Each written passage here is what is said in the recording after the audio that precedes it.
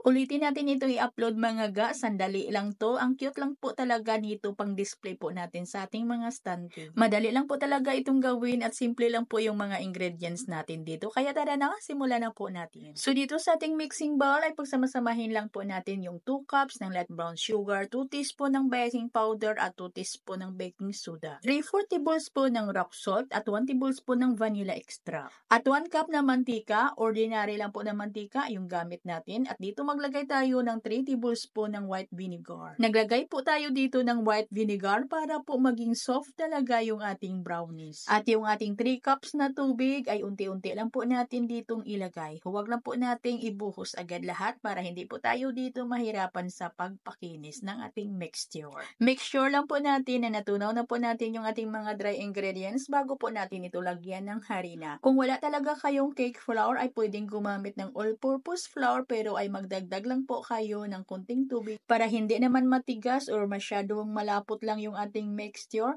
kasi yung ating mga harina ay hindi po pare-parehong mag-absorb ng tubig. Kaya pag all-purpose flour po yung gamitin ninyo dito ay tansyahin nyo lang po yung tubig na idagdag po ninyo. Naglagay po tayo dito ng half cup ng cocoa powder at 1 teaspoon ng food color na chocolate brown. Yung cocoa powder na gagamitin po natin dapat po ay quality mga ga. At pag well mix na po yung ating mixture na makinis na, ilagay na po natin dito yung daras po natin na 1 cup na tubig. Dapat ganito lang kalapot yung ating mixture. Kung gagamit dito ng all-purpose flour ay tansyahin na po talaga yung pagdagdag ninyo ng tubig para hindi man maging lusaw yung ating mixture, para hindi din magiging pudding yung outcome. Kasi pag nasubrahan po ito sa liquid ay magiging pudding yung outcome ng ating brownies. At pwede na po natin itong isalang agad at siguraduhin lang po natin na mainit na po yung ating oven bago po natin ito isalang. At tusukin lang po natin ng stick para malaman po natin kung ito'y luto na. At malalaman din natin ito kung ito'y luto na pag idiin po natin pag nag-bounce na po yung kanyang mixture ay ibig sabihin ay luto na po ho yan. At kailangan na ito'y malamig na bago po natin ito hiwain at nang sa ganun ay hindi din ito masira.